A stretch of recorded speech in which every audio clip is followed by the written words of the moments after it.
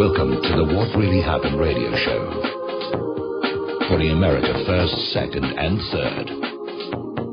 Here is your host, Michael Rivero. And aloha, America. Welcome to our show today. It is Wednesday, September 23rd, 2015, middle of the week day, hump day, starting a long, slow glide down to Kaahumanu Friday and another crazy weekend as we watch the world burn before our very eyes. Corporate media is continuing their nonstop Pope-a-thon, following him around in all of his various stops.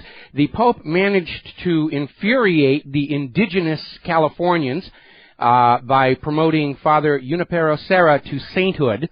And I lived a good part of my life in California, and being a real history buff as much back then as I am today, I did look into the history of the California missions, and it's not very pleasant, wasn't very pleasant for the indigenous Californian natives. And so they're a little understandably upset over that. Otherwise, the trip seems to be, so far, thankfully, very uneventful. We'll get back to that a little bit later on. Now, looking at events in Syria, things are really starting to heat up over there.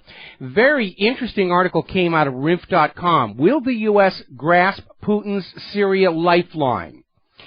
And basically, it's observing Putin has thrown policymakers what amounts to, I would say, appears to be a lifeline to pull them out of the quagmire that Syria has become. Now, unfortunately, this article doesn't seem to take into consideration the duplicitous nature of the U.S. actions in Syria, meaning that the U.S. created ISIS and Al-Qaeda and the Free Syria Army as a pretext for going in and continuing their 4-year campaign to get rid of Bashar al-Assad. And needless to say, the war hawks, neocons in Washington, D.C. are out there saying, Putin's up to no good, he's doing something horrible. Now, the latest word we're getting from Syria, from the city of Latakia, is that the Army of Islam is now attacking the Russian presence at the airport. And supposedly it is a huge, huge offensive, trying to basically crush Russia before they can get on out of there. They're claiming there's 18,000 troops, and it's being led by an FSA commander. Now remember, 90% of the Free Syria Army are not from Syria. They are hired mercenaries from elsewhere. Now, Russia, because of this action, is now justified in launching outright war against ISIS and Al-Qaeda and the FSA inside Syria. And I think whoever came up with this harebrained idea is going to see it backflash on them. I don't think they're going to get the Russians out of there, because there are more Russians that can come on in with even bigger weapons. Now, the U.S. is trying to recover from the revelation that all of these ISIS and Al-Qaeda and FSA have these U.S.-supplied weapons and ammunition by saying, oh, it was a trick, we gave the weapons to the moderate Syrians and they went over to the extremists, and really it wasn't intentional policy, but yes, it was. We know the top ISIS commander in Syria was trained in the United States of America, has worked for the U.S. covertly, was still being funded and controlled by them as late as 2013. Now, Secretary of State John Kerry is out there pushing the current propaganda point that Russia's support for Assad against ISIS and Al-Qaeda could lead to confrontation. Really? Whose side are you on, Mr. Kerry? You told all of us, as you took our tax money for weapons and our young children for combat, that this was a war against ISIS and Al-Qaeda. And Russia is now declaring war on ISIS and Al-Qaeda. I don't see why there's a conflict unless there's something you are not telling the American people. Nudge, nudge, wink, wink, say no more. Now, Russia has announced they're going to send 4 warships to the coast of the Mediterranean near Syria. They're saying it's an exercise. But obviously, if this attack at Latakia provokes a Russian response, these 4 warships would be part of it. Putin could simply go on in and blitzkrieg all of ISIS and Al-Qaeda and then tell the U.S., well, you're done here. ISIS and Al-Qaeda are gone. Syria is stabilized. There's no more reason for you to be here. and put the U.S. government on the spot, having to go back and say, all right, look, you're right, you caught us. We weren't really there for ISIS and Al-Qaeda. We're still trying to get Assad out. But this could very quickly escalate. And we're hearing it from Kerry. They're willing to go to war with Russia with your money and the life and limb of your children, just to prove that they can do it. Now, over in Great Britain, Defense Secretary Michael Fallon is saying that there will be no coordination with Russia regarding anti-ISIS military action in Syria. Same thing the U.S. said. And the reason is obvious. Great Britain and the United States and now France are not conducting military action against ISIS and Al-Qaeda. They're conducting it against Syrian infrastructure. And they can't tell the Russians that. And it creates a very, very dangerous situation where somebody is going to shoot down somebody else's warplane or sink somebody else's ship or blow up somebody else's truck, and they're going to be off and running. This thing could so quickly spiral out of control. It is insane that they're doing this. Meanwhile, as you heard yesterday, the United States is going to send 20 B-61 nuclear bombs to Germany. Now, the Bundestag said, no, we don't want nukes in our country, on our territory, and the United States has said, tough, we're going to put our bombs where we're going to put our bombs. And you have nothing to say about it. Meanwhile, the Kremlin has come back and said this is obviously an escalation and a provocation by the United States, and they are going to counter by placing some very serious weapons along their border. Those people who wanted a new Cold War, by golly, they've got it. Very expensive weapons on display at each other, and lots of sneering and saber-rattling, shaking of the fists, and looting of the various people. Meanwhile, we're hearing from 21st Century Wire, the Pentagon is basically preparing war plans for a war against Russia in the Baltic region. They're really going to do it. They're going to start a world war because they don't know what else to do. If the economy collapses and they don't have Russia or China or the Muslims to blame it on, the American people are going to point the finger of blame where it richly deserves to go. Private central banking and a complicit, corrupt federal government. And remember, politicians as a class of human beings cannot accept responsibility for what they do wrong. It's always somebody else's fault. Or it's the will of the imaginary playmate in the sky. I mean, they're always there to take credit for good things, even if they had nothing to do with it. Something bad, a mistake, an error, oh no, that was some underling. We've already fired them. You don't need to look anymore. And that's exactly what's going on. Every time the United States gets its economy into this kind of a mess, they get into a world war to, if not get out of it, at least distract from it. Crash of 1907, World War I. Crash of 1929, World War II. Crash of 2008, here we are into World War III. And you need to stop and think that prior to the creation of the Federal Reserve, there was no such thing as a world war, ever in human history. They came in together. They are inextricably linked.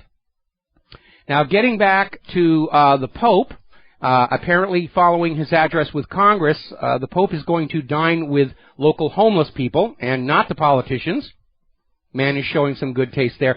Meanwhile, the White House press office put out this bizarre statement trying to compare Obama to the Pope. They're both humanitarians. They both seek peace. And I got to tell you, I get nauseous just looking at this.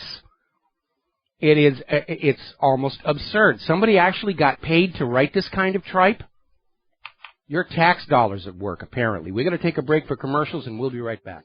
And aloha, America. Welcome back to our show here. Now, as you know, the battle is still going on in the shadows of Capitol Hill over the P5+1 Iran deal. And it's time to look back at a little bit of history, because the reason Iran has a nuclear program at all is because of the United States of America.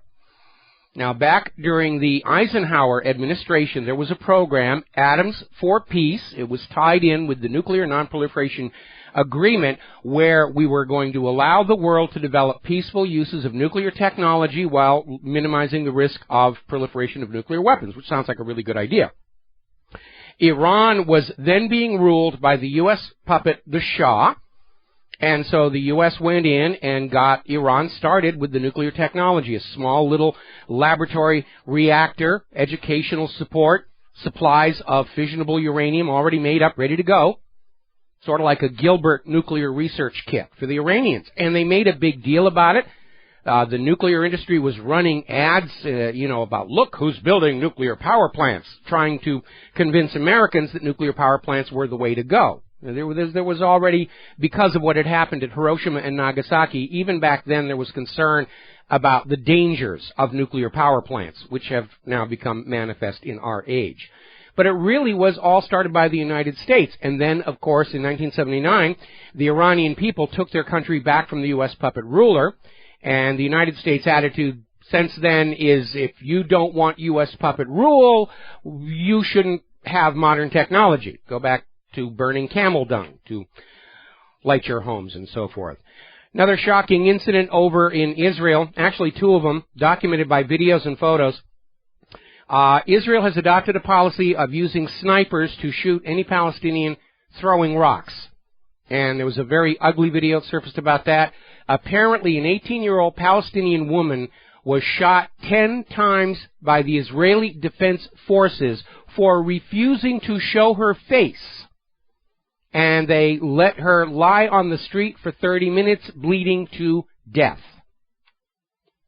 And I'm sure Israel's going to respond saying, Holocaust, Holocaust, Hitler, Nazis, anti-Semite, Jew, hate Hitler. Because that's what they always do. So let's talk about the economy a little bit. Something I noticed over the weekend, actually I noticed it on Monday. Like most other people, I have a little stock ticker on my smartphone.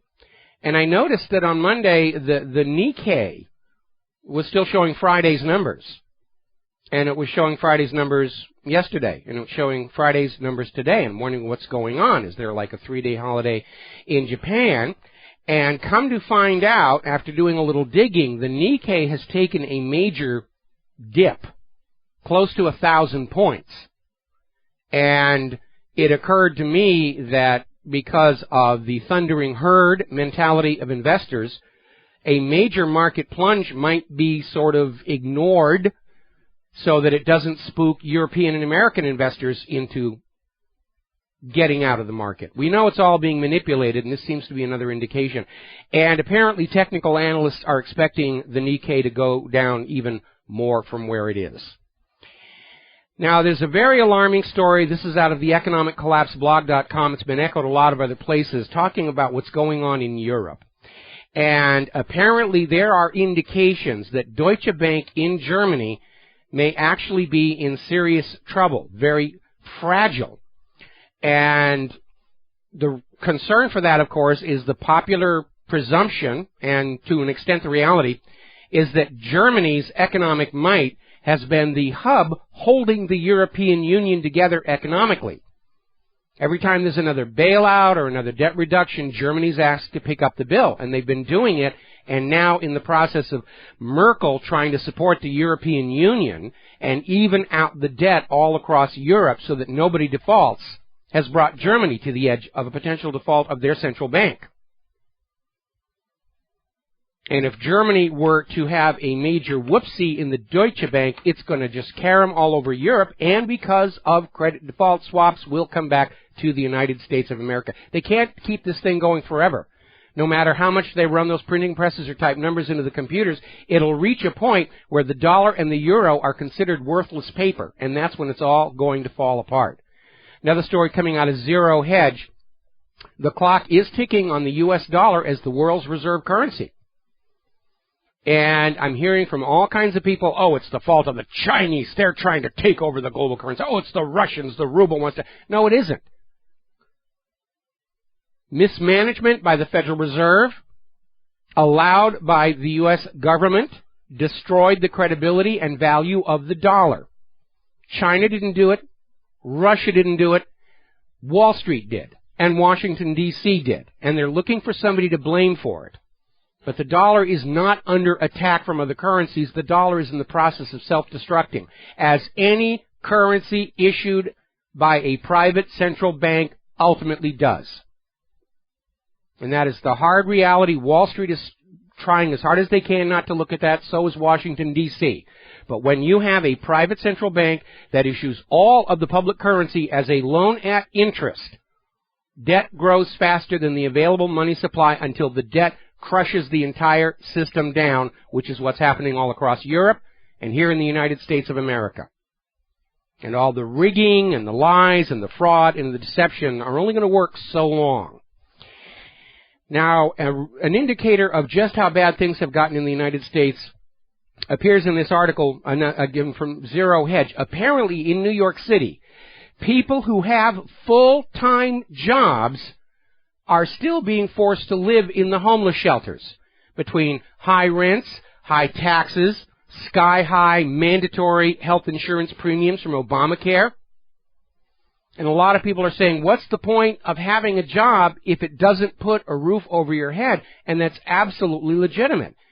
And this is something we need to remember from all those politicians who are saying, oh, there's jobs out there. You wouldn't be poor if you had a job.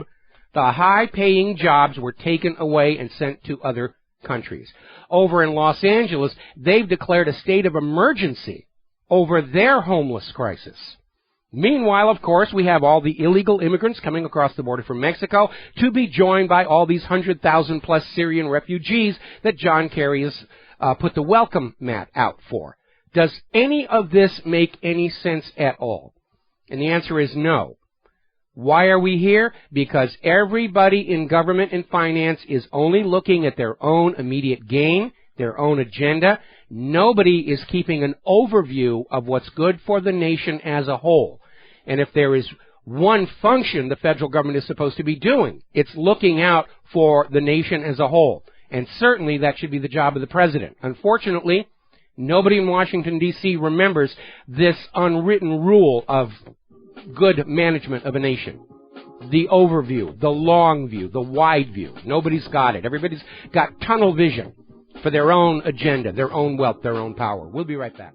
Aloha, America. Welcome back to our show. We're talking about the economy. Now, way back in 2008, when the mortgage-backed security fraud imploded, the government responded with TARP and various other bailouts, all of which amounted to taking trillions of dollars away from the American people and giving it to the banks so the banks could then lend that money back to the American people at interest. That's what the government thought was going to work.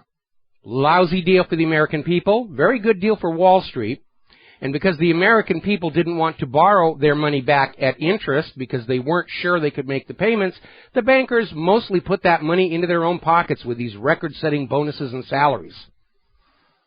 And I commented back then that if the U.S. government had gone to the Wall Street firms who made all that money on the mortgage-backed security fraud, taken that money from them and given it back to the American people, we would have had a far different outcome. People would have continued their mortgage payments. There wouldn't have been a mortgage and housing crisis. People would have bought American-made cars, wouldn't have needed to bail out the automotive industry.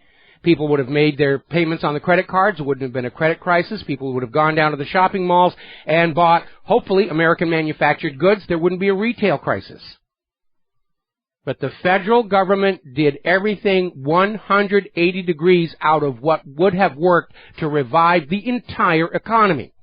Because the government's only concern was protecting those very generous campaign donors on Wall Street.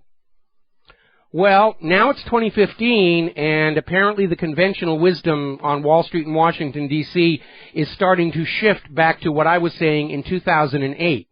And there's a story over on Counterpunch saying it's time for the nuclear option, raining money on Main Street.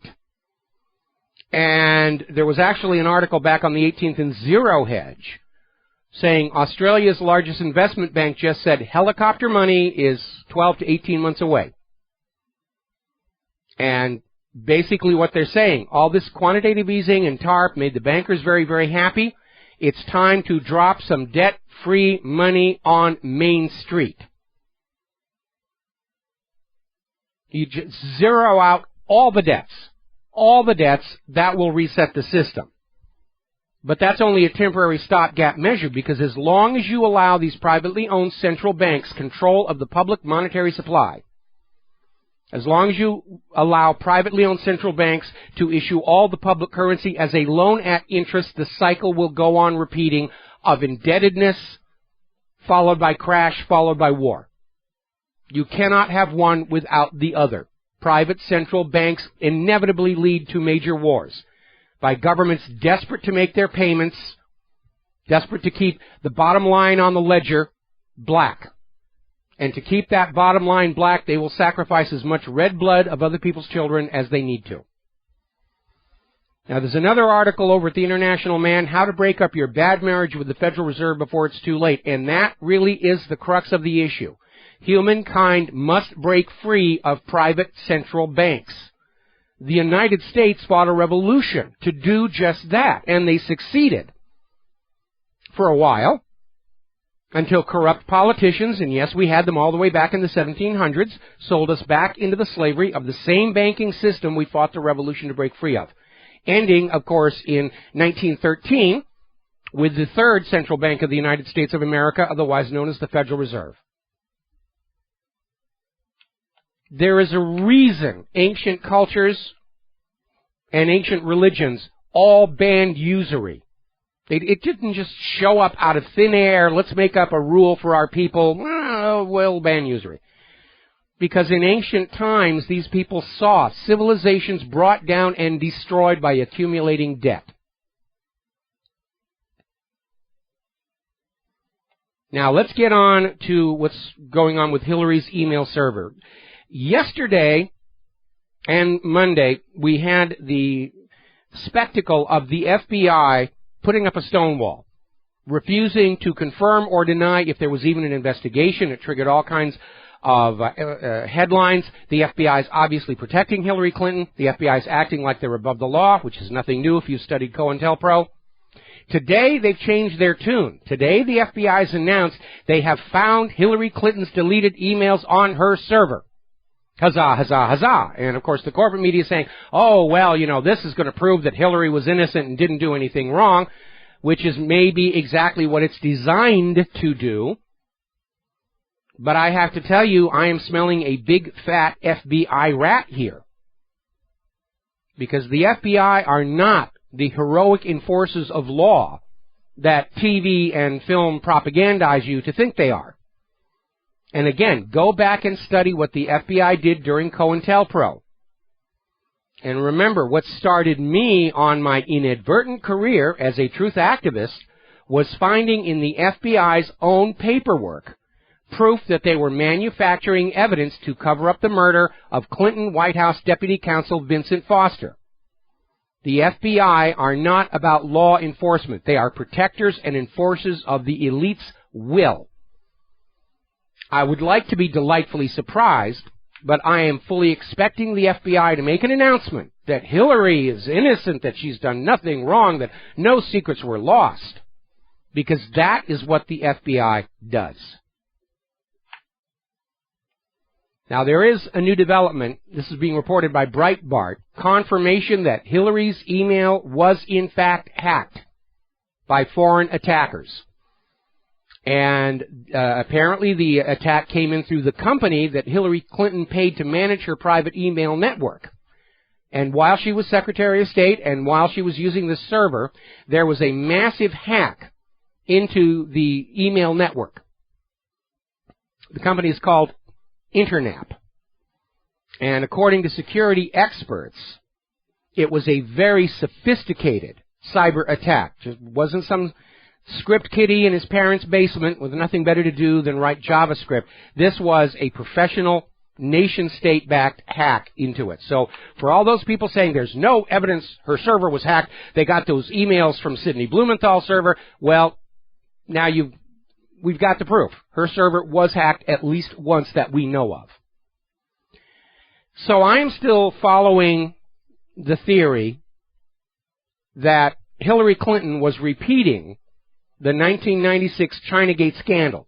And for those of you a little late to the game, back in 1996, Bill Clinton was running for re-election, and he used his authority as president to authorize the sale to China of highly sensitive technology with military applications. This was opposed by the Pentagon, intelligence agencies. Everybody said this is a bad idea. It's going to allow China to close the gap in missile technology with the United States of America. And Bill Clinton said, oh no, they're just going to use it for communication satellites. I'm going to send it out over there. And he did. And at the same time, huge amounts of money began to pour into his re-election campaign fund. First of all, from the companies who made all this money selling the technology to China. And second, very large, generous donations from American citizens of Chinese descent. And it turned out they were getting the money from sources in Asia, including Chinese intelligence.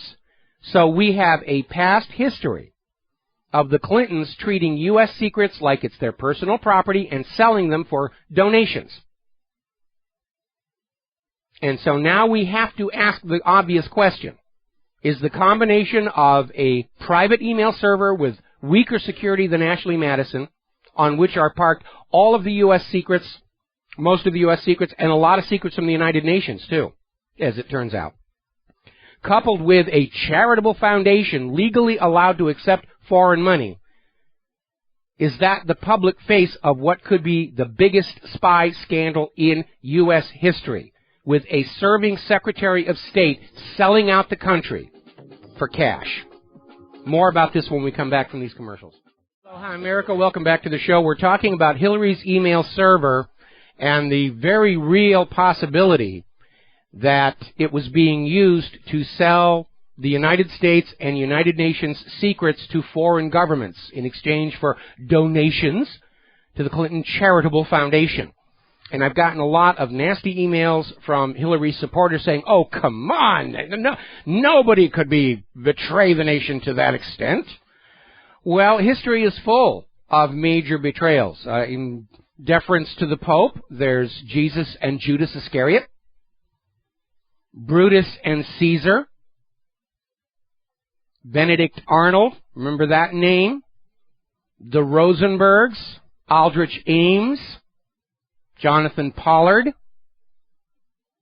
Betrayal and treason is a part of history.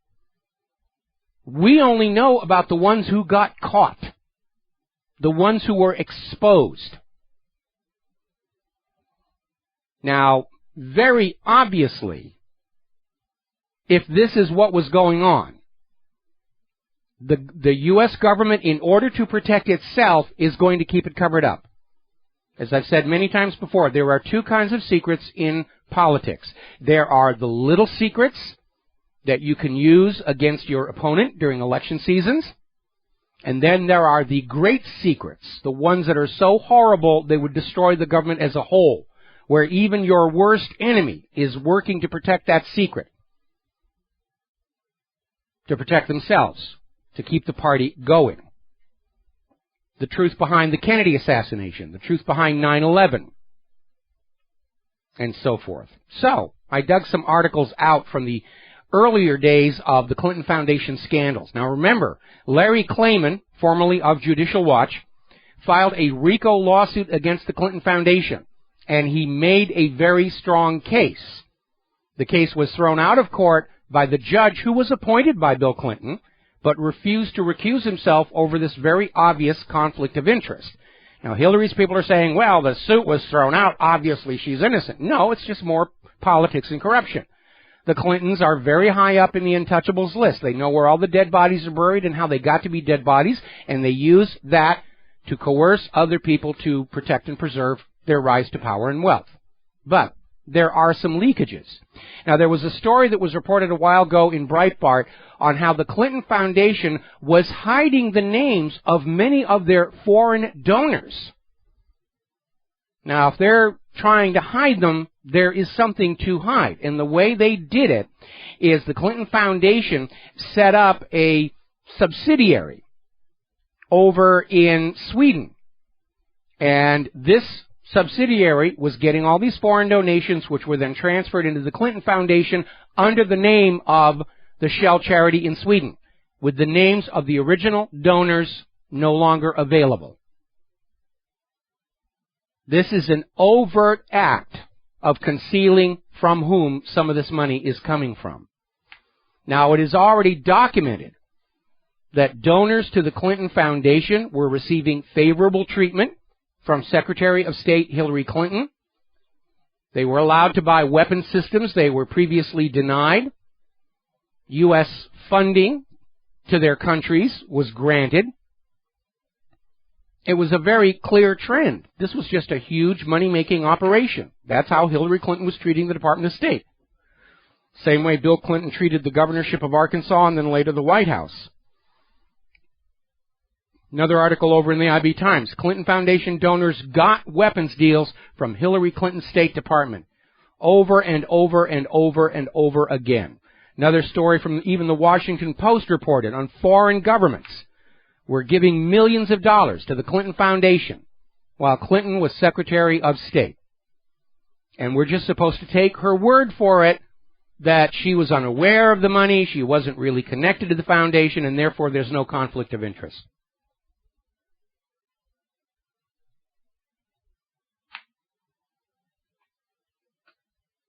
So, somebody needs to be asking this question.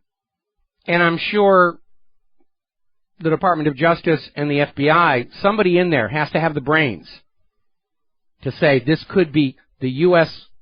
biggest spy scandal in history. But they're going to cover it up. Because a scandal of that scale, a betrayal by an official that high in the federal government, delegitimizes the entire federal government. And the legitimacy of this government is already hanging by a thread because of its continued violations of the Constitution. But we're going to keep on digging on this one. Sooner or later, we're going to find a connection where some foreign government had access to information they shouldn't have had, information that flowed through Hillary's server, and we're going to make that connection. Because looking at the behavior of the State Department, the stalling over there, the stonewalling by the FBI, yeah, more and more I'm convinced we're looking at a repeat of the 1996 Chinagate scandal, just on a larger, grander, global scale. Now, yesterday there was this big stink about this pharmaceutical company that bought the rights to a drug, Daraprim, and then hiked the price 5,000%. Created a big stink. Everybody was upset about it. And today, he's saying, we overstated it. We're going to raise the price a little bit, but not too much.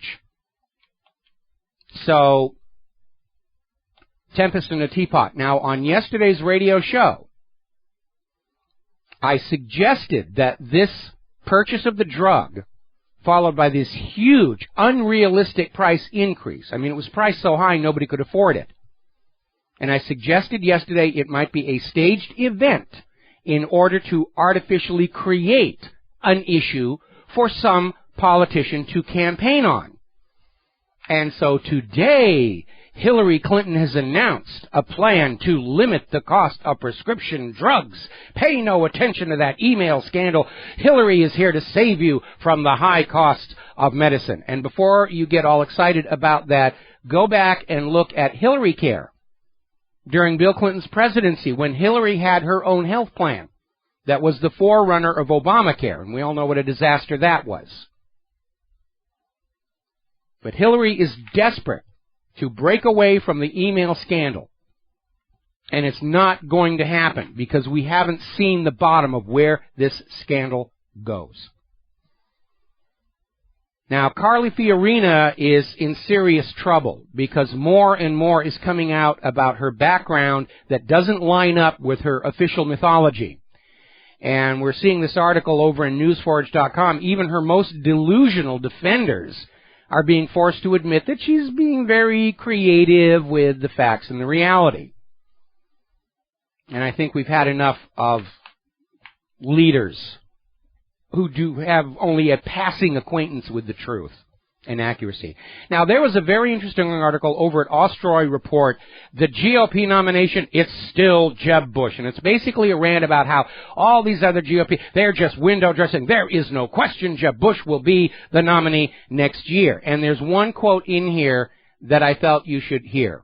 Quote, rest assured, the whorish, sycophantic lust affair that extremist troglodytes have with Trump will soon end. Boy, when they lay it on that thick, they're telegraphing how scared they are. And this guy's out there trying to insult people away from supporting Trump. If you support Trump, you're a troglodyte. You're an extremist. You're giving in to your lusts. I don't think so. I think anybody who reads that is going to realize it's a panic reaction. Now, Donald Trump has come out with some new statements. For one thing, he's basically going to stop hanging out over at Fox News, because every time he goes on Fox News, they attack him, giving him the Ron Paul treatment. But he's basically come on out and confirmed that, yeah, Americans have a national right to keep and bear arms. The Second Amendment stands firm, as opposed to Jeb Bush's stumble and waffle over that issue not too long ago. All right, we're coming up here on our top of the hour news break. When we come on back, more about politics, more about Trump's response to the Muslim question. It turns out there's a little skullduggery going on in there that you need to be aware of. So we'll be back after the news and these commercials. Aloha, America. Welcome back to our show here, hour number 2. Phone lines are open, 877-300-7645. And we're still talking about politics and the campaign and the candidates. Now, as you know, Trump was giving a presentation and somebody stood up in the audience about President Obama being Muslim, and Trump basically just skipped over it, at which point he was royally blindsided, everyone screaming, "How could you not correct that man and protect the president from such a scurrilous accusation?" Which, when you realize it, telegraphs the fact that we are in the middle of this massive propaganda campaign to convince us that Muslims are bad. Just like the Nazis were propagandizing their people that the Jews were all bad. Same thing, just a different target group. Well, Trump came out and said correctly that it's not his job to defend President Obama. President Obama's a big boy, and he can defend himself. But it turns out this whole thing appears to have been a setup, because Breitbart News is reporting they've ID'd the guy who called the question, and he simply vanished. Everybody wanted to interview him. He could have gotten a lot of time on the media, and nobody could find him. And Breitbart reported that they've identified him as part of a liberal anti-Tea Party campaign, and apparently was part of this group, Americans Against the Tea Party. And so it's looking like this guy was a plant to ask this question to try and get Trump into a discussion about whether Muslims are good or Muslims are bad. And of course, the real discussion is that in this country, there is no religious test for office. I would support a drug test and a competency test and a psychiatric evaluation, but there is no religious test to hold office in this country. Period. End of discussion. They really are trying to give Donald Trump the Ron Paul treatment. And if that doesn't work, I'm very, very concerned. I'm very worried they'll resort to the Robert Kennedy method of making sure he does not reach the nomination. Meanwhile, over on the other side, polls are showing basically the Democratic nomination fight is a three-way race between Hillary Clinton, Bernie Sanders, and Joe Biden, who hasn't officially declared yet, but everybody at this point knows he's stepping in. All the other Democrats there might as well pull up stakes and head home at this particular point. Now, Yahoo came out with this study to try and prove to the American people that money isn't buying the U.S. elections, that the generous donors aren't really controlling the outcome. And immediately, John Schwartz over at The Intercept pointed out Yahoo's study was deeply flawed. It didn't include all donors. It didn't know who the top individual donors were, because nobody knows that. It's all masked. Basically said Yahoo fell for the streetlight effect. They looked at what they could see, and they jumped to conclusions based on that. Schwartz pointed out Yahoo did not include dark money, political organizations. It wasn't really a study. It was a piece of propaganda to try and convince the American people that the big money isn't really controlling the U.S. elections. Well, if that was really true, the big money would put their checkbooks away, wouldn't they?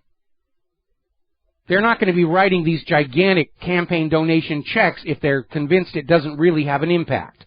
It's just common sense. Now, getting on over to Europe and dealing with this horrendous immigration crisis, over in Germany, one of their politicians is calling for extra barricades to go up because hundreds of thousands of refugees are wandering uncontrolled through Europe. This is basically an end to the European Union as it was constituted, because the idea was that inside the European Union there really weren't any borders. You could go from Spain to England to France to Portugal to Italy without having to show your ID. And that is now gone. Even more than the financial crisis, this immigration situation, the refugee crisis, could tear the European Union apart. Now, yesterday we were talking about the problems with U.S. military hardware, and we continue to beat up on the F-35. And now we're seeing this story today, came out of warisboring.com. Somebody leaked an 8-page document from the United States Air Force to basically everybody in the Air Force. The document was marked not for public release, not quite classified, but they don't want you to know it's out there. But basically in this document, the Air Force is ordering all of its airmen and airwomen to only say positive things about the F-35. Articulate the capabilities of the aircraft and explain it as a capable warfighter that we must have. In other words, they're having the people who actually fly and use the thing lie to the public about how good it is. Now, as you heard on the news break, there's a big fight over defunding Planned Parenthood. It's probably going to fail because the Democrats are not going to go along with it. But apparently there's been yet another one of these videos released by this group opposed to Planned Parenthood. And apparently they went in there and they shot a lot of video before they released any of it.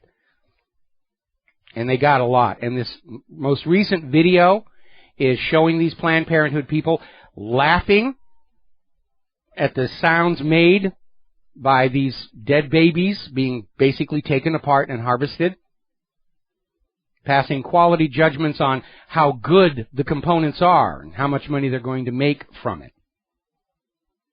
And it's a very, very ugly spectacle. Now, as you know, not too long ago, there was a big hue and cry regarding this county clerk who refused to issue marriage licenses to gay couples because of her religious convictions. And it ignited a huge furor, about whether or not people have a right to follow their religion in their civilian jobs. Now, remember, in the United States, there's supposed to be a wall of separation between church and the real world. Let's be honest about it. And everybody was out there championing this when she is living her religion and the heck with the law, we'll do what God tells us to do. To show you how ridiculous that can be, there's been a big stink over in Oklahoma where this 4-year-old kid was sent off to what they're calling pre-kindergarten. Start the propaganda process even earlier. And apparently the teacher, who's very religious, told this 4-year-old that because he was left-handed, he was automatically an evil person. And he would spend his life in wickedness. Because that's what the Bible teaches. There are 25 different parts of the Bible saying that if you are left-handed, you are automatically evil, you're in league with the devil. Now, this 4-year-old kid is not old enough to understand that the big people are often full of bovine excrement. What happens to a 4-year-old when you tell them, you are automatically evil, there's no hope for you? Because the teacher's religious delusions are allowed to be carried out in her civil job. This wasn't a church school. This was a secular school that this teacher is in there telling all the left-handed kids, you are automatically evil because the Bible says so. Now, even further evidence of the decline of American civilization. Salon, and I'm surprised they did, recently published this article arguing for tolerance of pedophiles. that pedophilia, the desire to have sex with little tiny innocent kids, is just another sexual variation like homosexuality or bestiality or sex with small common appliances or fromage à trois, which is sex with the cheese, and it should be tolerated the way society tolerates gays and transgenders and the rest of it. And this Salon article has drawn a huge amount of criticism, as well it should, and I'll go into this in depth after these few words. Aloha, America. Welcome back to the show. And we're talking about this article that appeared recently in Salon, and I'm very surprised they ran it. But the gist of the article is that we should be far more tolerant of pedophilia because the desire to have sex with children is no different than being gay or transsexual or transgender or whatever else. And obviously I disagree, so do a lot of other people.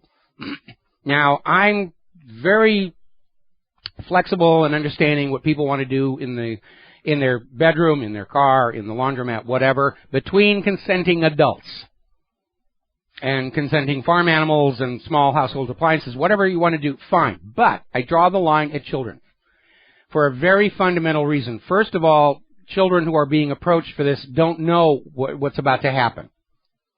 And second, this is more than simply assaulting them sexually. You're stealing away their childhood. Now, when you are my age, you understand growing old is a one-way street. You don't get to go back to being a kid unless you suffer a brain injury and are totally amnesiac. You don't get to go back to believing in the Easter Bunny or Santa Claus or good government. Once it's gone, it's gone. My attitude is we should allow little kids to stay little kids for as long as they possibly can. They're going to grow up eventually. There's no reason to rush it. And that applies not just to the pedophiles, but also to the mass marketing advertisers who are trying to convince kids you should be grown up and in debt and wearing the latest fashions because they're making money off of that. So this idea that we should be as tolerant and forgiving of pedophiles as we are of gays or transgendered or whatever, my answer is a firm no. Followed by words that would get the license of this radio station taken away. We're going to take a phone call here. Mike in Texas. Aloha. Welcome to the show. What's on your mind? Hey, what's up, Mike? How's it going today? Going fine. I was listening to AJ yesterday. I really don't tune into him so much anymore, but he brought up a good point. It was just as far as how far they're trying to push, like now it's pedophilia, and he made the point of next thing you know it's going to be necrophilia. So, I don't know. I just think it's pretty sick. I have a far less of a problem with that than pedophilia. I mean, if it's not like the dead person's going to care one way or the other anyway, but, when it comes to children, I have some very primal parental instincts that kick in, and I'm not going to apologize to anybody for them. Yeah, and I just find the problem, where just, I don't know, all the sexuality is, getting kind of blasted in your face.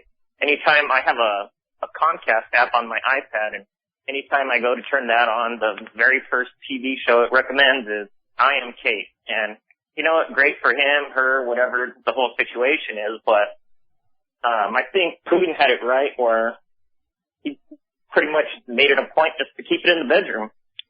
Yeah, I would agree with that, and and not scare the horses kind of a situation. It should be kept private, anyway.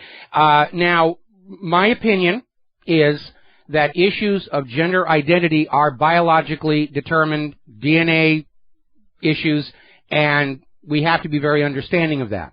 I'm actually of the opinion that homosexuality is a natural population control mechanism built into the human genome, and that means that not only are gays have a right to be here, they're essential to the long-term survival of the human race. These other sexual preferences, if you will, I think many of them are symptoms of the fact that we live in a very sexually repressive society that is trying to say, don't think about sex, just think about going out and killing the Muslims. And every time you have a sexually repressive society, it comes out and manifests in very bizarre behavior. And obviously the sexually repressive society of certain religions is what drives some of the behavior that we see coming out of that. In fact, we just put up this story where apparently over in Alabama, this pastor raped a 9-year-old girl and did it on the grave of the girl's father. Now, you got to admit, that's a little out there. Yeah, no, totally. And like I said, it just goes back to just the detriment of our culture. So you have people idolizing and worshiping like these new sex icons like Kylie Jenner, the girl I think is barely 17. You have all these like different little girl dancing shows where they're wearing like. Oh, you mean the kitty beauty queen thing? I think that's a little sick. And that comes in under that same heading of, we should let little kids stay little kids as long as they can. When you force them to grow up early, you have stolen their entire childhood from them. And it can have serious consequences later on. And let me share a little anecdote with you. When I was working in film production, computer animation and everything, I had the opportunity to work with Michael Jackson on 2 occasions. And as a side note, we have the exact same birthday, which I think blows that whole astrology thing out of the water. But the first time was way back, one of the early videos, Can You Feel It? And I remember looking at him and feeling very sorry for him because of his immense success at such a young age. He never had a normal childhood. And I think that was a big reason for him building that Neverland park around his home. And there were overlapping issues, but I think a big part of his behavior was trying to sort of recapture having a normal childhood, which was denied to him, because he was such a success and everybody around him kept pushing more and more and more because they were all making money off of him. And in a lot of ways, I thought he was one of the loneliest people I'd ever seen. Yeah, no, that's totally true. And, but yeah, like I said, it's just, I don't know, it's just getting real sick, like how, I don't know what we're going to really need. I don't know if we're going to be able to elect somebody that's in office as far as like a Putin type of figure, but I don't know, unless there's some type of revolution that happens, not guns and bombs and all that, but just like a philosophical and just. Well, that part is happening. We're having an information revolution. I think the pendulum is beginning to swing back away from this idea that money should dominate everything in life, and whether it's money or religion or politics or whatever else it is, all of this bizarre behavior we're seeing in the population comes down to a simple reality, and that is that all neurosis is what happens when natural instincts meet the restraints of civilization. And the more restrictive civilization becomes, the more aberrant the behavior will tend to be. Yeah. But I'm sure they have a pill for that. I'm sure they have a pill to sell for that thing. Okay. Oh, yeah. Well, thanks for the soapbox, and have a good rest of the show. All right, thank you very much. We're going to let you go. And we've got another caller waiting, but unfortunately we're going to have to take a commercial break. So, Joe, stay patient. We'll be back to you in about 4 minutes after these words from our sponsors. Hi, America. Welcome back to our show, and we're going to go ahead and take this phone call from Joe in California. Thank you for waiting patiently. What's on your mind? Hi. Thank you for taking my call. I had a couple of things I wanted to talk about. One was I was listening to the Mark Levin show yesterday. Yes. And the host said that there was no such thing as a Palestinian. Yeah, well, that's been a big part of Israel's propaganda. They basically went into the area saying a land without a people for a people without a land. But the fact of the matter is that you can find Palestine on maps going back to the Middle Ages. Somewhere in here, I actually have a Palestinian silver coin, which I was going to hold up for BAM user, but I can't find it right off the top end. But I'll tell you what, I have an article called Israel, Palestine, the Maps Tell the True Story, and I'm going to go ahead and repost it to the top of WhatReallyHappened.com, and you can go in there and see all the historical evidence for Palestine being there all along, and basically anybody who's out there saying there's no such thing as Palestinians, they're just parroting Israel's propaganda, and hopefully they're being paid very well to do it.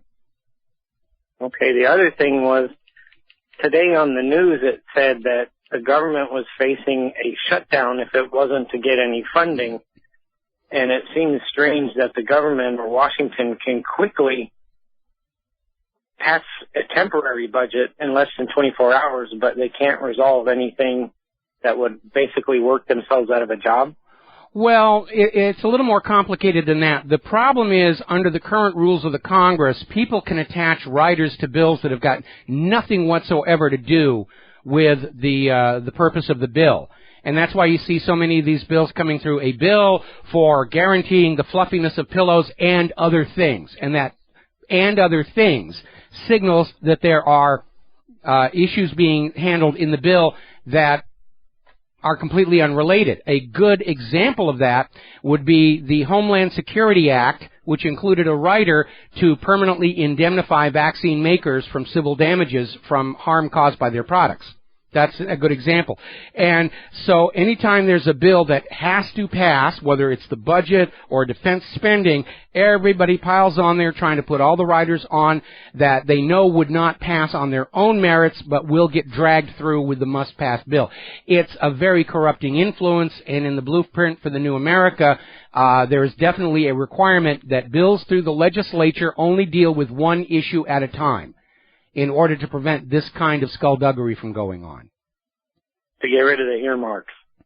To get rid of the earmarks, to get rid of bad laws that are dragged through riding on the coattails of better laws. Okay. All right. Well, thank you for taking my call. You're welcome. We're going to let you go here. Now, getting on back to the international scene. Actually, we're going to talk a little bit about computers, and our entree to that has to do with the president of China, who is, doing the meet and greet right now. And basically he's come out and said that China is innocent of all these accusations of massive hacking into U.S. government and corporate databases. Obama's out there talking about sanctions against China for all the cybercrime that China's accused of. Now, common sense is going to tell you, anybody who understands computer security and hacking knows that cyber criminals will daisy chain networks of compromised machines all over the globe. So the IP from which the attack hits your machine is absolutely meaningless. And yet, Obama is taking the attitude that because the IP that is causing the damages in China, it must be all the fault of China. China's president is denying that. And then he went one step further. Xi Jinping is saying China is ready to work together with the U.S. to build a peaceful cyberspace free of cybercrime and hacking. And he's getting a very cold reception from the U.S. government. And the reason he's getting that is because the United States, the NSA, and Israel are the worst of the cyber hackers. Remember the Equation Group? Kaspersky outed them as part of the NSA. That's why the NSA never finds any of them. The cyber criminals and hackers are just like ISIS and Al-Qaeda in Syria. They're actually tools of the United States. And just like Russia has come in and put the United States on the spot saying, we'll help you against ISIS and Al-Qaeda, China has come in and put the U.S. government on the spot saying, we'll help you against the cyber criminals. China just called the U.S. bluff on all of this stuff. Now, speaking of cybercrime, first of all, if you have upgraded an older Apple device to iOS 9, you may be looking at some issues, including a frozen screen that won't respond. And the solution for that one is to hold down the select button and the top power button to basically reset the machine, and you may have to do it 2 or 3 times and then it'll start working. Apparently, though, there is an iOS infection called Xcode Ghost, and it has now been found to be infecting 4,000 apps in the online app store. Major, major intrusion. And it's been noticed most of the apps that have been infected with this belong to big global brands from China. Consumer electronics. Apps that are put out to support, well, like your smart TVs and so forth. So this is looking like more of an economic attack on China's businesses than a serious cyber attack to discredit China's brands, the way Volkswagen just discredited itself. Now, there's another story that came out of TechDirt.com looking back at a big fight that happened when George Bush was in office and tried to find a way to retroactively declare the unconstitutional NSA surveillance legal on his own authority. I'm the president, I say it's legal, which is not the way the government actually works.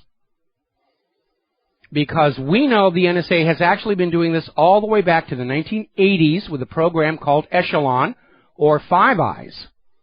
And apparently this led to a huge yelling match in a hospital room between White House counsel Alberto Gonzales with White House Chief of Staff Andy Card, the one who whispered to Bush there was a terror attack, and then Bush went on reading about pet goats, that guy. Attorney General John Ashcroft, who was very ill, the reason they were in the hospital room, and Acting Attorney General James Comey. And basically Comey, Ashcroft, and then FBI Director Robert Mueller all threatened to resign over this because they knew that if this were ever made public, it would destroy the credibility and legitimacy of the U.S. government, which is exactly what has happened. Now then, if you are looking at your email in between all the Viagra ads and, you know, I want to have you help me move $5 million from Nigeria, there are these emails showing up, notice to appear in court, that says, you know, the attachment is your documentation. You must show up in court on this day. The judge will rule without your presence. And, of course, if you click the attachment, it installs malware all over your system. Now, court notifications for appearances are not sent through email. If you are actionable, it has to be handed to you by hand, by somebody who will say, I put this summons, this subpoena, in the hand of the involved person. They don't send this stuff through the emails. And again, the NSA is too busy whacking off to naked pictures of your wives and girlfriends to find these bozos. Or maybe they are the bozos. Meanwhile, down in San Diego, there was an activist group protesting police brutality, got a very nasty, threatening email calling the Ferguson protesters animals, the protest group scum, and the IP address traced back to the San Diego Sheriff's Department. Guess they weren't too clever about that. We're going to be right back. Hello, hi America. Welcome back to the show. We're talking about issues related to computers. Pardon me. And we are now getting reports that the launch of Windows 10 has failed to result in a surge in new PC sales. Now, in the past, every time Microsoft would come out with a new operating system, people would just go down to their big box store and they'd buy a new computer with the new operating system. This time it's not happening. Apparently, sales of new computers are headed down, 7.3% per year. And I think that has to do, first of all, with people just being sick and tired of Microsoft's poor performance anyway. And the awareness that anything coming out of Microsoft, or for that matter, Apple, is rigged with NSA spyware. So the government can surveil you in violation of the Constitution. All righty, let's see. We're going to grab a phone call. Wes in Idaho. Aloha. Welcome to the show. What's on your mind? Thank you for taking my call, Michael.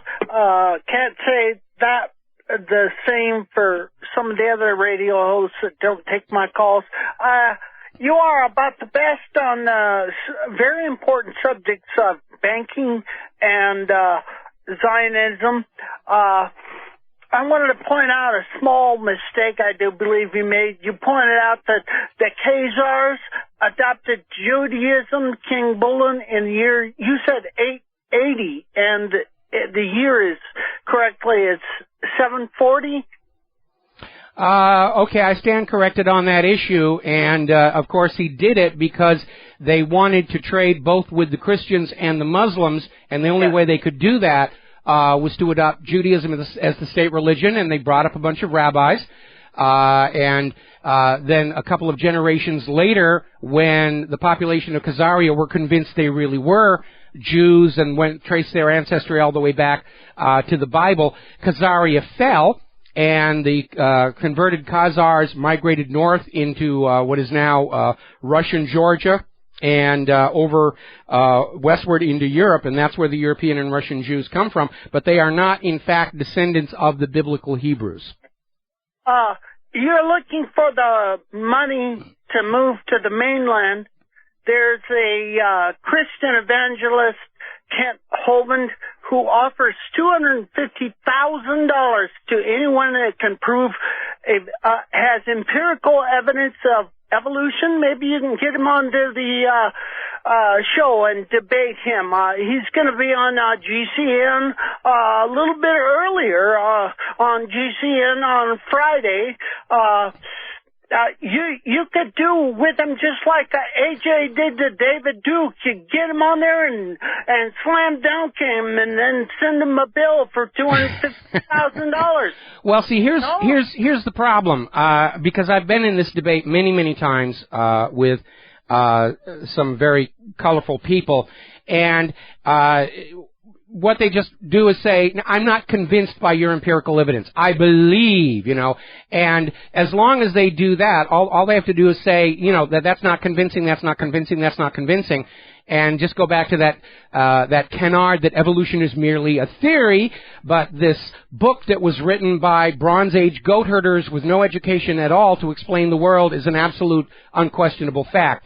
And it really is a waste of time, because they really have abandoned the ability to think, and it is a waste of time to argue with them, because they believe they've got all the answers, and they can shut their eyes and ears and just go on being very happy with themselves. Well, what he says, they are both religions, both creationism and evolution, because really they don't, either one of them have what science might call empirical evidence. And by the way, well, hang on. Before you go forward, I do not agree with the idea that religion and science are both religions, for a very fundamental reason. Science is willing to admit when it is wrong and look for better explanations, whereas the people who cling to the Bible are constantly saying, this is the truth, this is the truth, this is the truth, and will resort to torture and imprisonment to silence anybody who's got embarrassing information, like they did to Galileo. I mean, we have seen religions burn and torture scientists at the stake for thousands and thousands of years, but you don't really see scientists getting together and burning priests at the stake. It's kind of a one-way little thing going on there. So the idea that science is a religion itself is just part of the propaganda trying to level the playing field, because science does have reproducible results and the Bible does not. Hello? There's a book out there called Science for Sale. Are you aware of that book? I'm aware of that, and I'm aware that science, like religion, is corruptible by money. That's why I tell my listeners, learn scientific method for yourself and be your own best analyst. We're seeing a lot of government and corporations are trying to use scientists today the way earlier power structures used the clergy, to say, you should invade this country and do what we say because it's God's will, and today it's, you should do this because the scientist says you should. And that's a perversion of science, just like it's a perversion of religion. But again, the primary difference between religion and science is reproducibility of results. You can conduct experiments that confirm scientific theory. You can't do that with the Bible. I heard the definition of science the other day I really liked. It was what works, simply what works. And I can show you where when religion was taken out of schools as being taught anymore, all of a sudden crime went up, school test scores went down. I disagree with that. I've seen... It's not a fact. It's what you want to believe. Okay?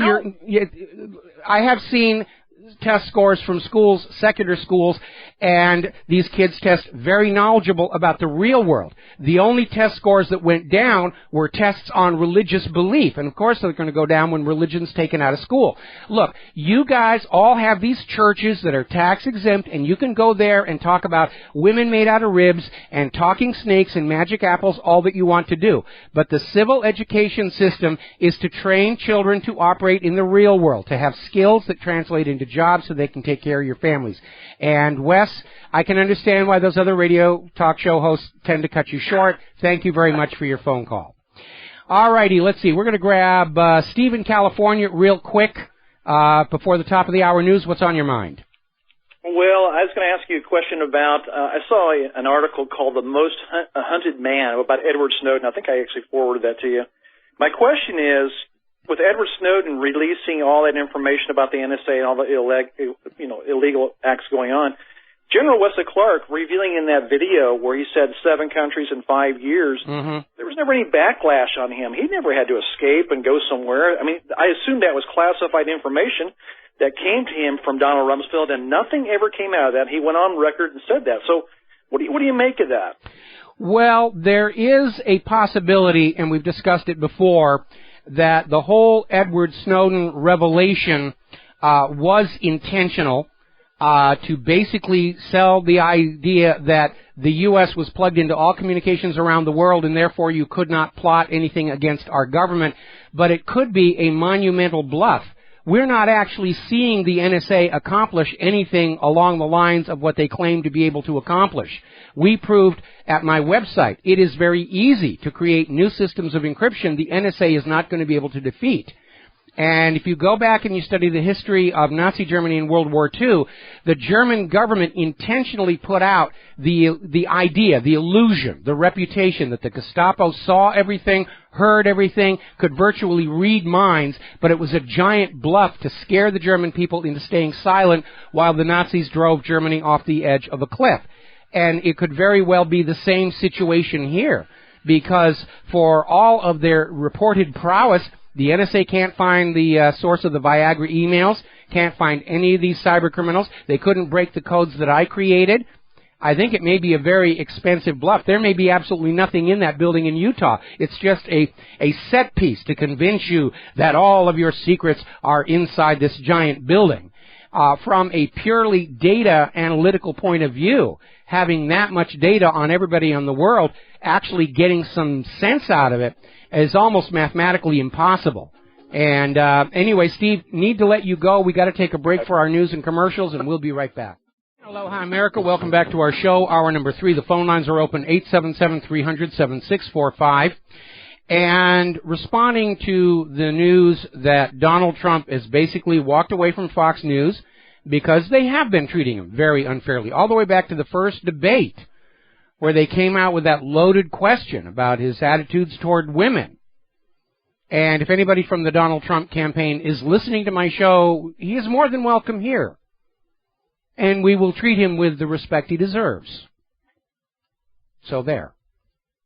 Now, the other story that they were commenting on the news break is the announcement that the CEO of Volkswagen, Martin Winterkorn, is stepping down because this rigging of the computers to produce very favorable emissions numbers happened under his watch. And ultimately, as the CEO, he does bear responsibility, and he is doing the honorable thing. I'm sure he's got a wonderful severance package. We don't need to be feeling all that sorry for him. Now, a lot of people are saying that, this is on the same level as GM's ignition switches and why the big brouhaha. Well, there's a very simple reason. With GM, the ignition switch problem was incompetence and too much cost-cutting by the bean counters. What Volkswagen did was intentional. They went out and said, we have to get better numbers in order to be able to sell our cars. It was absolute fraud.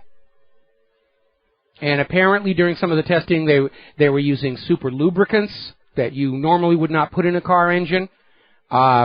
removing the back seats to make them lighter, taping up the cracks on the doors and windows to smooth out the airflow. I mean, just all kinds of amazing things that they've done.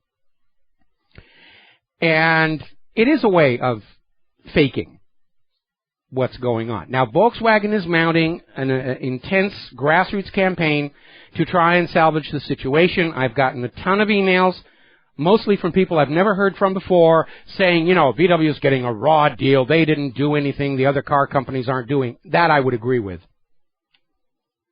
But they're trying to salvage the brand because, you know, Volkswagen did have a good reputation. And in the spirit of full disclosure, the very first car I ever owned was a Volkswagen Beetle.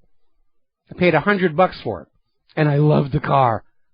I really did. And when I got it, it was a black body and all four fenders were different colors. But it was easy to work on, easy to repair. Ultimately, I painted it all green. And then it was killed by a Chevy that came across the highway divider on Azusa Avenue. But I really did like the car. And I liked the fact that it was easy to work on. You could tinker with it. You could. It was a perfect car for a young kid. Not like today's cars that are complicated and you have to take them to the garage and you're not allowed to look at the computer code because of the Digital Millennium Copyright Act and all the rest of it. But they're asking, has Volkswagen wrecked its brand? And there is no doubt there's a lot of harm because people are going to be saying, what else did they rig? What other emissions requirements or safety requirements were falsified? And it's going to be a problem. Volkswagen is going to have to work to get their reputation back. Just like Hewlett-Packard, which was destroyed. Their brand was destroyed by Carly Fiorina. And it's taken them a decade to try and start to get it back. But you know what's really ironic about all of this? None of this would have happened were it not for the global warming hoax and the demonization of carbon. Because all of these emissions requirements came out of this idea that carbon dioxide was bad and we've got to reduce carbon dioxide emissions in these diesel engines, only to find out from no less an authority than NASA that carbon dioxide in the atmosphere does not act like a greenhouse sheet of glass. It's actually a coolant because it will absorb infrared from the sun and then re-radiate it back out into space. And we have seen levels of carbon dioxide in the atmosphere rise microscopically, and we are seeing colder and colder winters. Because the real control of climate here on Earth is not human activity, it's solar output and the changing shape of the Earth's orbit. And we posted a link to George Carlin's comments on climate environmentalism, saying, look at all the things the Earth has been through. And you think some aluminum cans and plastic bags are going to be the end of it all. That's nonsense. Now, getting on back to the real world, as I reported yesterday, NOAA's been caught rigging their temperature records again in advance of this latest United Nations climate summit where they're pushing for immediate action to control carbon, meaning immediate carbon taxes. They're so desperate to sell this. Bianca Jagger just came out with an article saying that the Pope's presence here in the United States is a clarion call to move on the global warming agenda because the Pope has signed on to this whole global warming nonsense. So the science, supposedly, that was behind human-caused global warming has fallen flat on its face. Now they're going to go with, it's God's will, you pay a carbon tax and do as we tell you to do and believe as we tell you to believe. Meanwhile, over in Stephen Goddard WordPress, there has been a 47% increase in Arctic sea ice since the 2012 minimum. NOAA is out there trying to claim that the Arctic sea ice extent is the fourth lowest on record, but I guess they've got very short records. And we know how they come up with this stuff. They cherry-pick the data to basically come up with the result that they want. It's not just the CDC that engages in this kind of fraud. It's all of these agencies. Because they're being told, you will sell this monumental lie to the American people so we can trick them out of more of their money. Just like they did with Obamacare. The failure of that, of course, rests in the fact that we, the American people, don't have any money left. We're tapped out. And the problem with Wall Street and Washington, D.C. is they refuse to accept that harsh reality. They're still convinced there's vast amounts of wealth out here. They just have to figure out a way to scam it out of us, and all will be well. Now, another story that we're getting here out of Stephen Goddard, reporting on the fact that Greenland temperatures are plummeting. Remember, back in the 1990s, the head of Greenpeace was predicting that Greenland was going to lose its entire ice sheet in just 20 years. That was about 15 years ago. And Greenland has more ice today than it had back then. Greenland's summer melt season ended an entire month early. Right now, Greenland temperatures are the coldest since the eruption of Mount Pinatubo in 1992, which caused a volcanic winter effect. Mild one, but still there. And still they're out there trying to push global warming. And the reason they're in a rush, they understand we're headed into another very harsh winter. And they understand that one more record-setting winter is going to be the end of this human-caused global warming hoax. And so they're trying to basically ram through the carbon taxes and everything. So next spring, when we're digging out from the ice and we're going to say, why are we paying a carbon tax? Well, I don't know, but it's the law, so you go on paying it. They're giving us the bum's rush to try and get more of our money. Because Obamacare has failed to generate new tax revenues. In fact, if they are not able to sign up an additional 21 million people into the system this year, it's going to fall apart. It's losing money hand over fist. Story coming out of Business Insider over in Great Britain. The number of people watching TV is falling off a cliff. Now, I'm not sure about Great Britain, but I know what's going on here. It is nothing but endless reruns. So, yeah, we're going to turn off that TV. Go play on the independent media. We'll be right back. Aloha, America. Welcome back to our show. I'm going to go ahead and grab a couple of phone calls here. Terry in Iowa. Aloha. Welcome to the show. What's on your mind? Well, thank you. I have 3 items that I know to be true with this global warming. On the coastal regions of Louisiana and Florida, they are pumping out water back out to the sea, that is, after high tides.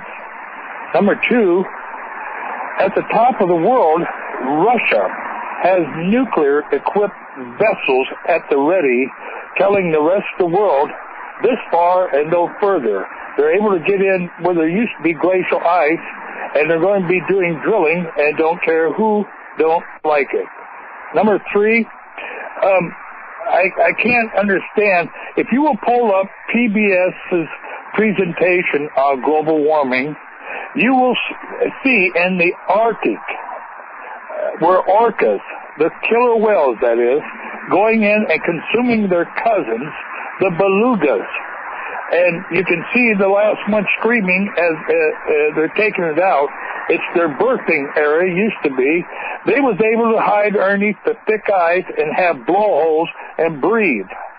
Okay, Terry, okay, let me step in here. First of all, the reason that they're having problems with needing to pump water out in Louisiana has got nothing to do with global warming. It has to do with all the vast amounts of oil that have been pumped out from underneath the ground, and there's a huge subsidence problem. And that situation is there. Now, as far as Russia's nuclear vessels in the Arctic, most of them are icebreakers, because Russia is a little more flexible with nuclear propulsion for ships. It's not confined just to warships. They have nuclear-powered icebreakers up there. Now, remember, earlier this year, there was a U.S. Coast Guard icebreaker, Canadian Coast Guard icebreaker, was going up to study the wide-open Arctic ocean. They couldn't get anywhere near it, and they finally had to call off the expedition because the icebreaker was needed to keep shipping lanes open. That's the reality. Now, whales do not stay under the ice with just a blowhole. They can get caught and drown in that situation. And killer whales eat beluga whales all the time. It's a normal part of their diet, okay? Okay? Well, it's in their It's in their birthing area, and they've never been in there before, and the orcas are able to pick them up through their sonar thousands and thousands of miles away, and they never... Terry, first of all, you got to stop watching PBS, because PBS is just part of the same corporate media network that told you all that Saddam had nuclear weapons. Thank you very much, and we're going to switch over here. Oh, John in Barbados, I hit the wrong button. I am sorry. Please call back in. I hit the wrong button. So, John, call back in. Now then, getting on back to the computer situation, we've had a rough week. We had Skype was down on Monday. We had Twitter down over the weekend. The Amazon Web Service collapsed, taking down Amazon itself, Netflix, Tinder, Airbnb, and so forth. They're finally figuring out some of what's going on, and at least with Amazon Web Services, it appeared to be an issue where their network was running so slow that they were getting timeouts from source to destination. And it underscores this idea that this attempt to drag computing back to the 1960s and 70s model of all the software and data being on huge corporate-owned, government-surveilled mainframes, and your device merely being a terminal into their services. It may be good for their profitability, but it's not very good for the resilience and robustness of the system as a whole. Massively parallel systems, everybody with their own computers, keeps the system working. If we're all dependent on a single giant provider, whether it's cloud services or Amazon Web Services or whatever, and it goes down, everything stops. And we should be avoiding that. All right, we're going to come back. This time I hit the right button. John in Barbados, what's on your mind? Aloha, Michael. Yeah, I just want to revisit Syria and Putin, and he's made another slick move. Apparently he's offered the American State Department that, okay, Russia will deal with ISIS and Al-Qaeda in Syria, you can deal with it in Iraq. Then there'll be no conflict. But of course, what it will set up is a real test of who's really going after Al-Qaeda and ISIS. Well, the U.S. is not going to go along with that deal, because the U.S. real agenda in Syria remains the removal of Bashar al-Assad. Exactly. And as far as this nonsense with the global warming, I mean, the data I've been getting is that the ice sheet in the Arctic has been refreezing since August. Since mid-August. So, it is. And unfortunately, everybody signed on to Al Gore's human caused global warming, and huge amounts of money were invested in it. And now you have all these institutions, including the corporate media, including PBS, who are trying to protect their reputation from the fact that they just absolutely got on the wrong side of this. And what they would really be better off doing is saying, okay, human influence can warm the planet slightly, but obviously solar output overshadowed that. We didn't know the sun was going to be declining in energy, and just bow out gracefully and say we weren't looking at all the contributing factors to global warming, and we should have been. But there's still so much money and politics involved. Nobody wants to admit they were this wrong about what was going on. And the lies are just getting more and more blatant, the rigging more and more obvious, and they're just hoping that most Americans lack the scientific knowledge to realize when they're being lied to. And, of course, that big classic whopper is the idea that the Earth is warming, but the heat is hiding in the bottom of the ocean. Like we don't understand the principles of convection. Or at least they hope that we don't understand the principles of convection. But we do. My generation especially, we're educated in the sciences. Less so, sadly, the Common Core students. But, yeah, and it's the government's attitude seems to be, if at first you don't succeed, lie again. Well, as to watching the corporate media, the television, whatever, I stopped doing it 10 years ago.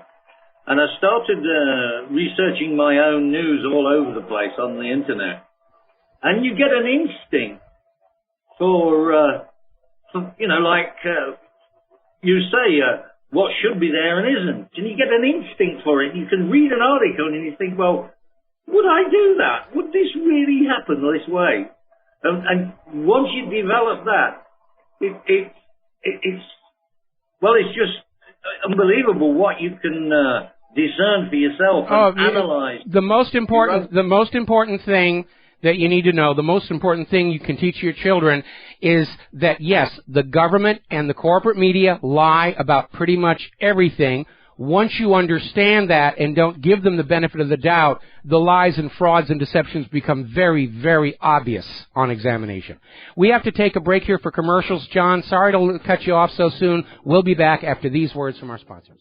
And aloha, America. Welcome back to the show. We're talking about computer issues, and apparently, along with some rather annoying glitches, the recent release of iOS 9 by Apple has been found to contain a security flaw that lets anyone see your photos and contacts without needing the private identification number or your thumbprint. And so they're working to fix that one as well. And we're really reaching a stage where we're not able to support our technology anymore, because the money junkies are just taking more money out of the companies, and they'll live with all the problems. But if you think about it, there's an historical precedent for this. Rome, at the height of its glory, had amazing technologies. They'd invented concrete, the aqueducts, roads, shipbuilding, amazing things. As Rome began to succumb to internal rot, corruption, and especially to growing debt, the technologies got neglected. The roads started to fall apart. The aqueducts collapsed. They started forgetting how to fix these things because there was no money to hire people to go out and fix them.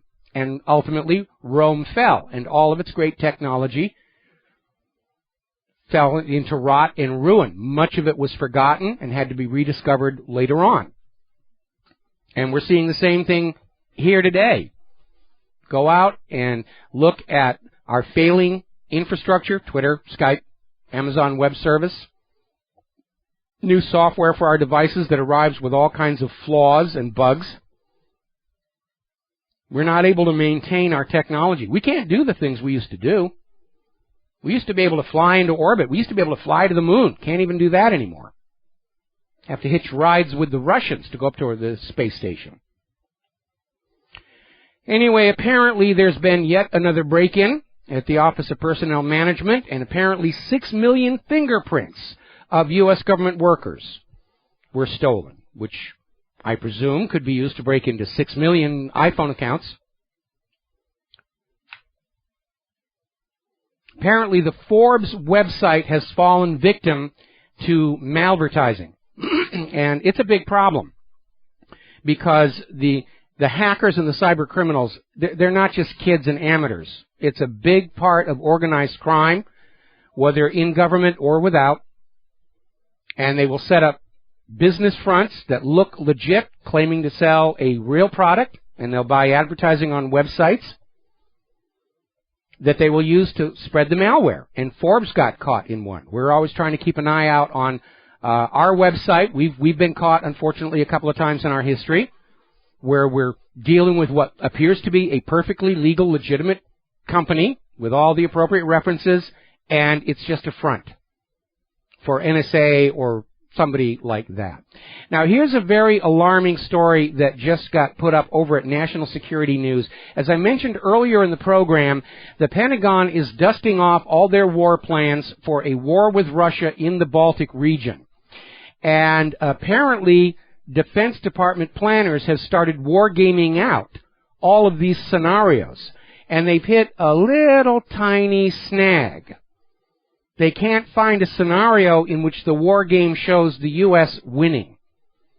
They've taken these scenarios, they've put in the current condition of all the modern weapons, and every time they run the simulation, the U.S. loses. And that reminds me of a story going all the way back to the second invasion of Iraq in 2003, where they were going to war game out the invasion, and they got this general who was assigned to be the Iraqi commander, and he did some very common sense things. He pre-planned everything, communication by hand, nothing over the telephones, nothing over radio, and he won. And the Pentagon really got angry with him, for doing what he was told to do. You're going to be the Iraqi defender, defend against the attack. And the Pentagon ignored the result of that war game with the result that we're now in our third invasion of Iraq. So I hope somebody in the Defense Department is going to pay attention to this wargaming going on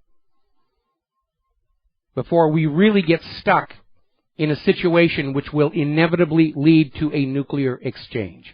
All right, we're going to grab ourselves a phone call. Keith in Montana, aloha, welcome to the show. What's on your mind? I had a question for you, Mike, since I know you have an iPhone. Yes. Have you ever used the dictate feature on it? The dictate feature, no. I use Siri to send text messages to my wife, but that's about it.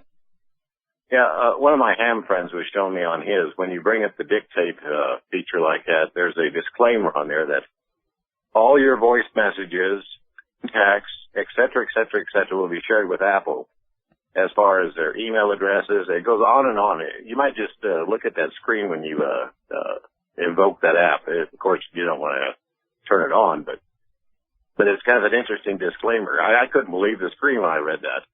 Yeah, it's pretty intrusive and invasive, and of course, Siri works in the cloud. The iPhone uses the cloud a lot. Even if you try and turn it all off, it's not really turned off. But I don't do serious work on the iPhone for the very reason that I know it's wide open to surveillance and spying, and I don't keep banking data on it, and I don't keep anything on it that could be compromised. And my real deep dark secrets, like my source code for my encryption, is on an air-gapped laptop left over from Lost. And but yeah, it's wide open. If you actually read those end user license agreements, they're basically saying, yeah, you have no privacy. We're going to take what you're saying and sell it to telemarketers, or sell it to the government, or sell it to whoever wants to buy it. And it really has turned into what should have been a technological blessing for all of humankind, and it's turned into one of our tools of enslavement. Yeah, I was going to ask you one other question. I know you as well as I know history quite well there, but I was going to ask you, is there a difference between what they claim that our forefathers allegedly fought Nazi Germany for to what the U.S. and its allies are today? I'm not sure I understand the question. I mean, if you've read my article, All Wars Are Bankers' Wars, World War II was really about economics, because Germany, first of all, threw off the private central bank imposed on it by the Treaty of Versailles at the end of World War I, and once they were free of a private central bank, their economy just blossomed, and no nation still enslaved to a private central bank could ever hope to compete. And because other countries around the world were starting to say, let's adopt the German model, it seems to work, there was an organized boycott against Germany's economy starting in 1933, which basically led to the animosity that led to World War II. Yeah, I was actually, I know your article there really well, and I appreciate you putting that out there. No, I was referring to the fascism, tyranny, and dictatorships. Well, fascism and dictatorships and tyranny, it's not really a polarized world. We've come to understand that we're living under fascism as well. In fact, ultimately, I think there are really only two systems of government, socialism and fascism, and capitalism was kind of a gentle fascism which didn't really manifest the evils until it began to fall apart. Well, I'm a firm believer. You can correct me if you think I'm wrong here, but I actually believe that we live under communism cloaked as socialism, but is in reality fascism. Well, socialism and fascism are exact opposites, so you can't cloak one as the other. Socialism is everybody should share in the resources, and fascism is the people at the top should have it all, and everybody else is renting and paying taxes. So the two really are polar opposites, and also form the core of the conservative versus liberal ideology. The conservatives tend to be fascist, and the liberals tend to be socialist. We got to take a break for commercials. Thank you for the phone call, Keith, and we'll be right back. Aloha, America. Welcome back to our show here. And apparently, Florida Police Officer of the Year, Michael Harding, was arrested yesterday after Homeland Security found child pornography on his Kick Messenger app. Now, this guy's 27 years old, married, father of 3, was apparently posting child porn from inside his police cruiser while on the job. Now, I wonder if this guy was on prescription antidepressants. And the reason I say that is we're seeing more and more indications. There are more studies coming out showing that these medications do cause problems. We're certainly aware of the incidence of suicide and mass violence because they are newsworthy. If it bleeds, it leads. But I don't think it's an either-or situation with these medications where you're perfectly fine or you're off there up on a roof with a Magnum 9 dead. I think it's a continuum. And I think, well, I know we've documented how the per capita incidence of domestic abuse started to increase at the same time these medications came on the market. And I have to wonder if much of the aberrant behavior we're seeing in our society is exacerbated by these medications, because one aspect that is common in these medications is very poor impulse control. You'll get an idea into your head and you just go with it. And we know that police officers are a higher than average user of these medications. Now, I'm not trying to cut this guy any slack. I think what he did was tacky in the extreme.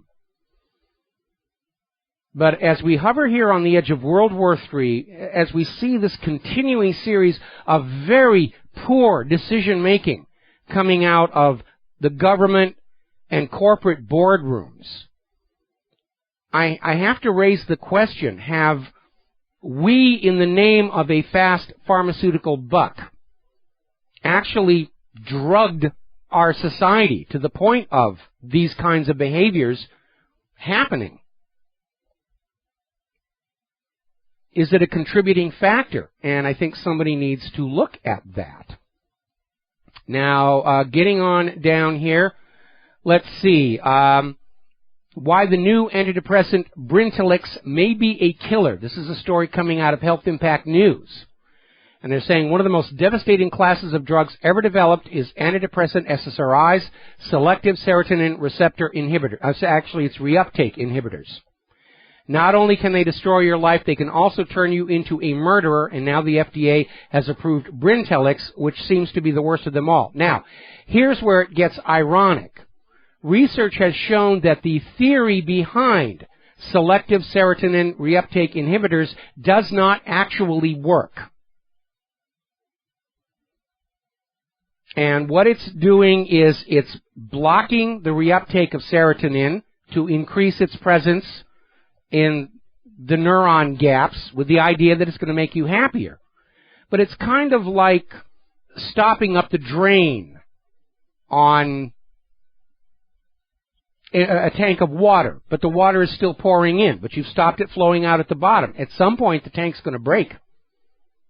And that's when you get the suicides, the mass murders.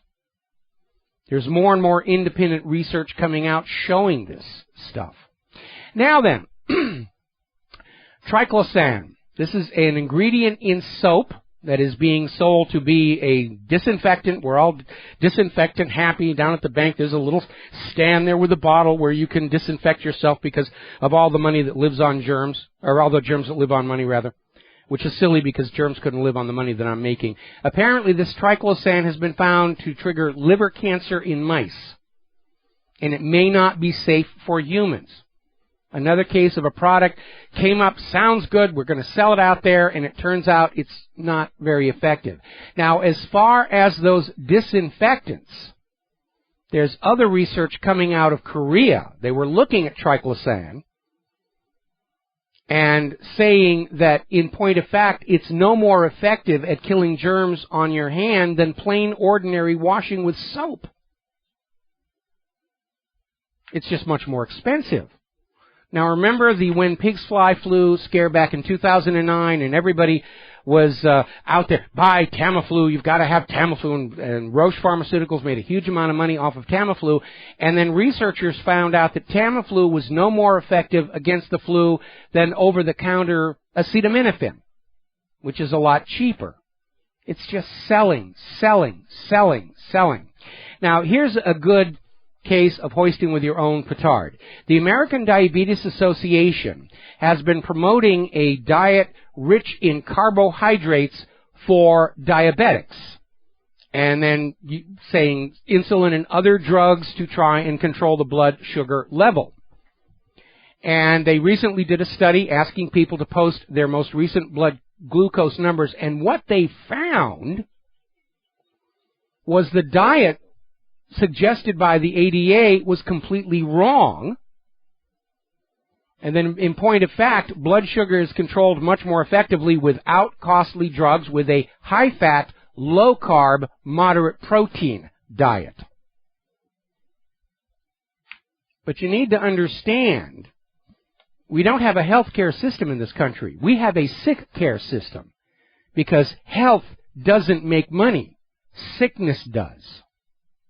There is a financial incentive to flood our society with harmful chemicals so that when we get sick, we go to the doctors and we get medicine. And I'll give you one that you all should be looking at right now. It's sulfites. Sulfites are a preservative. Now, they do occur in nature in small amounts, but they are added to food, added to wine as a preservative so that there is less loss during storage and transport and the companies can make more money. But it's coming out, sulfites cause all kinds of problems. Joint pain, skin rash, muscle cramping, the list goes on and on and on. Now, at this point, the FDA has, to their credit, banned the spraying of sulfites on produce designed to be eaten raw, but it's still present in alcoholic beverages and a lot of processed food. And people will eat this, they start developing symptoms, they don't know what it is, they go to the doctor, and the doctor says, here's a cream for the rash, here's a pain pill for the joint pain, here is whatever, here's potassium supplements for the leg cramps. Now, Claire and I went through this years ago with her joint pain. When we found out she's very sensitive to formaldehyde precursors, and once you have been sensitized to chemicals from formaldehyde, you're sensitive to a lot more. It just makes the problem worse. And orthodox medical establishment is, we're not going to remove what is causing the problem from your diet because then we can't make money from you. We're just going to sell you more pills and more ointments and more lotions. And this is one illustration of my observation that the lust for bits of ink and paper to repay our manufactured debts to the money junkies has destroyed what was best in the American character. It's destroying our honesty, our sense of fair play, our desire to do a good job just for the sake of doing a good job, our desire to make a quality product just for the pride in a quality product. We have allowed money to become our master rather than be our servant. And we need to pull back from that. We need to pull back from that. Now, over in the Environmental Health Journal, there's a new study showing that GMO and Roundup is actually altering genes in the liver and kidneys. Even microscopic levels of Roundup exposure are deadly, according to this report. And they're just soaking the crops with this stuff.